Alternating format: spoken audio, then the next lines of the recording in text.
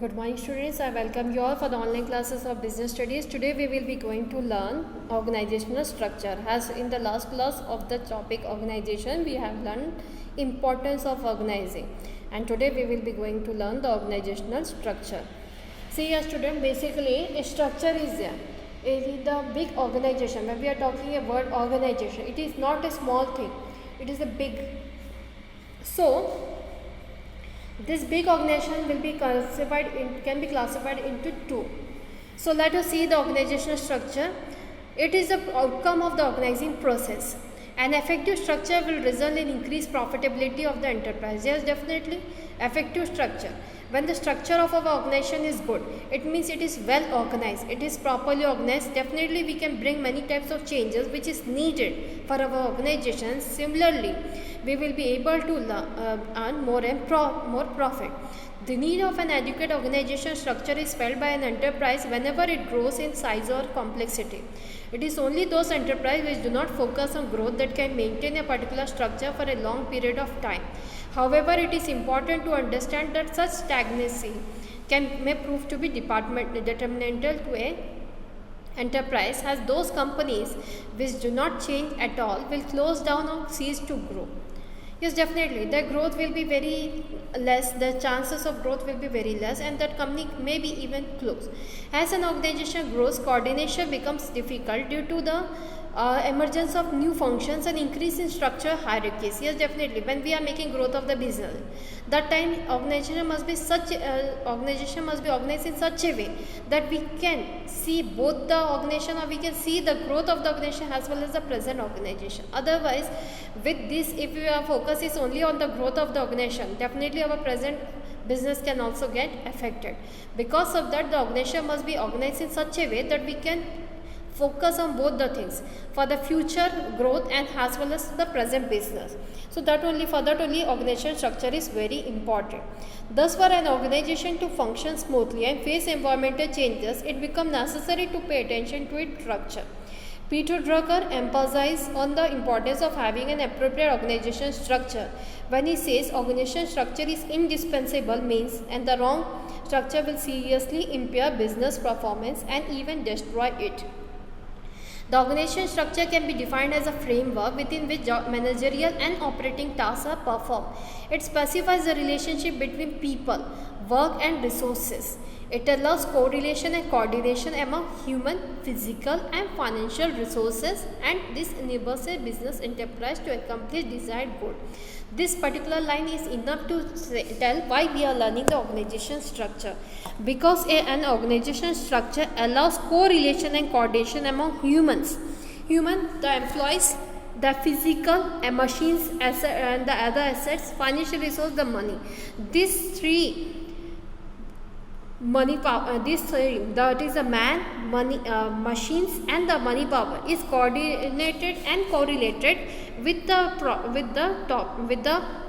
help of organizational structure, and this only will help us to achieve our accomplished desired goals. The organizational structure of a firm is shown in an organization chart. The span of management to a large extent gives shape to the organization structure. Span of management refers to the number of subordinates that can be effectively managed by a superior. Yes, definitely student, span of management is very important, as it can be asked in one marks question. That span of management, here it has been explained there. The span of management, it means span of management refers to the number of subordinate that can be effectively managed by a superior. So here it has been said there are many superior, but every time we are seeing under some of the superior many people want to work, and under some of the superior very less people want to work, and even they don't want to work because maybe the character of the person, maybe the good and the bad of the person. So that makes the thing, then that span of that calculation what we are doing, it is considered as span of management. So span of management, it refers to the number of person working subordinate can be effectively managed by a superior. It is considered as span of management. This determines the level of management in the structure. A proper organization structure is essential to ensure a smooth flow of communication and better control over the operation of a business enterprise. An organizational structure provides a framework which enables the enterprise to function as an integrated unit by regulating and coordinating the responsibilities of individuals and departments. Let us try and understand this through an example.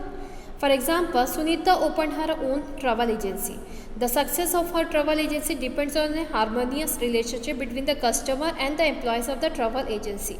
In order to achieve this objective, she has divided the entire work of the agency into 3 subheads based on the function, namely operations, sales and administration. Operation include travel counselor, reservation and ticketing and customer care.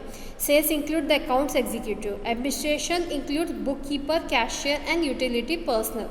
This division of work on the basis of function has resulted into an organizational structure specifying the line of authority and responsibility.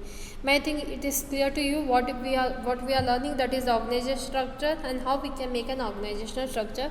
From this example, it is clear. She want to open a travel agency. So, success of our travel agency depends on a harmonious relation between the superior and subordinate. So that can be earned when the relation between the customer and employees of the travel agency is good. So to achieve this objective, she has divided the entire work into 3 subheads based on the function. Under the travel agency, maybe the 3 functions are there, that is operational activity, sales and administration.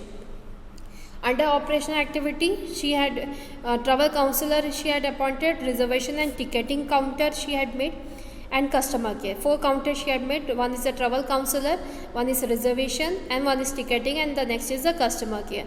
So and the next is sales department where she had made accounts executive, and the next is the administrative department where she had kept the bookkeeper, cashier and utility person. So this way she had made her departmentalization of the organization so that easily the people get satisfaction from the organization and they can get their work to be done very easy. Types of organization structure, let us see how many types of organization structure are there. The type of structure adopted by an organization will vary with the nature and types of activities performed by an organization. The organization structure can be classified under 2 categories which are as follows. Very first is functional structure and second is divisional structure. Functional structure, grouping of jobs of similar nature under functional and organizing. This major function has separate department, creates a functional structure. All departments report to a coordinating head. For example, in a manufacturing concern, division of work into key functions will include production, purchase, marketing, accounts and personnel. This department may be further divided into sections. Thus, a functional structure is an organization design that groups similar or related jobs together. So I think the student will be clear, or we can learn in simple words. Functional structure of an organization means the structure in which simple departments are formed. The casual departments are formed where product division is not there, only one product under that simple departments has been formed. So like for example, managing director is learning the business and under his business 4 departments are there: human resource, marketing, research and development, purchasing.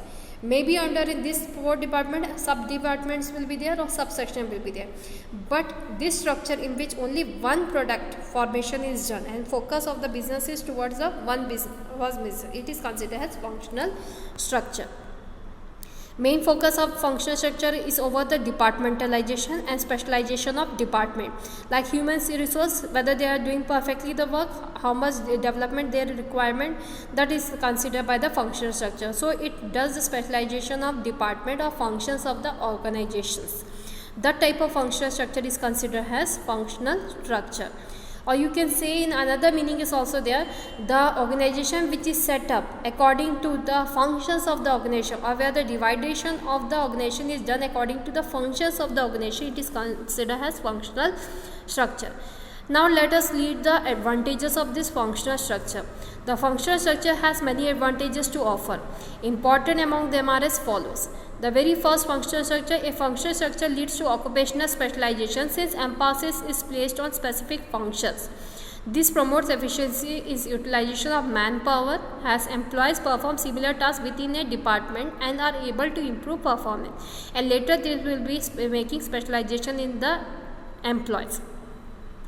So that is the very first importance. Second is it promotes control and coordination within a department because of similarity in the task being performed. Definitely, human resource, they will be doing staffing work and all other activities related to human resources, human development.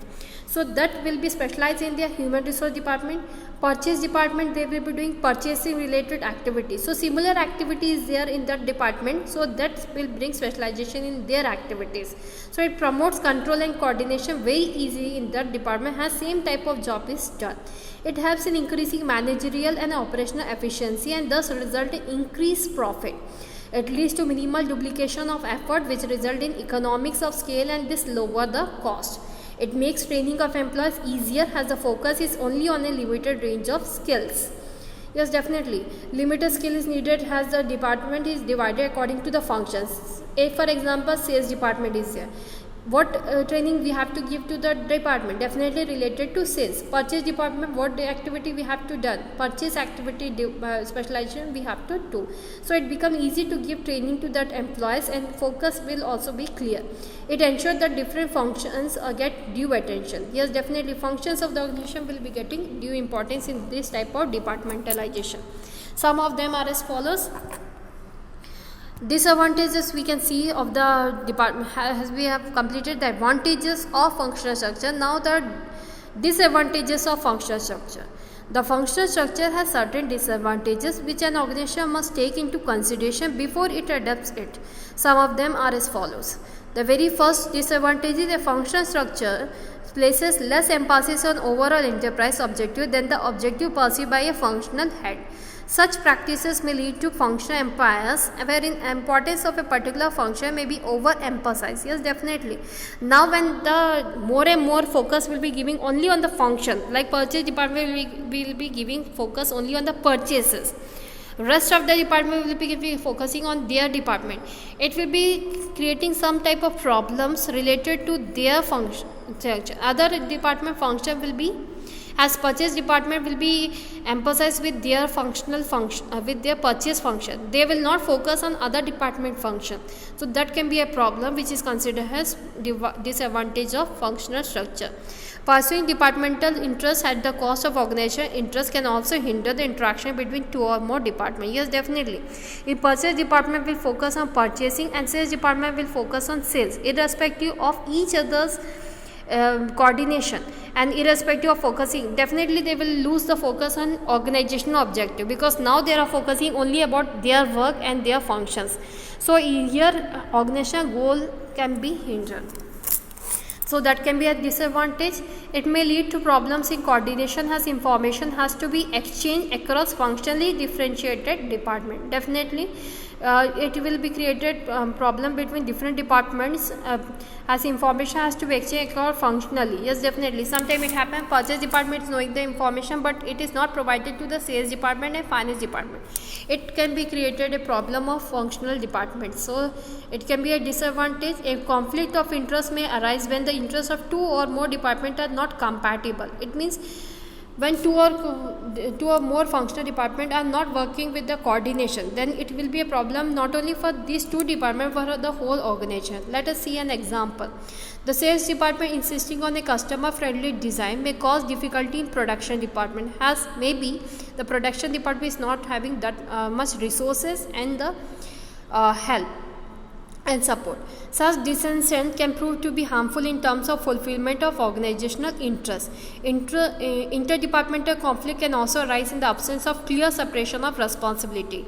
It may lead to inflexibility as people with same skills and knowledge base may develop a narrow perspective and thus have difficulty in appreciating by other points of view. Functional heads do not get training for top management positions because they are unable to gather experience in diverse areas. It says that the last disadvantage says that as they are specialized in their own activity, they cannot help the organization in other types of departmental decision making and help. So that can be the disadvantages of functional structure. Let us see the suitability of this functional structure. It is most suitable when the size of the organization is large, has a diversified activities and operations require a high degree of specialization. There we can have the functional structure.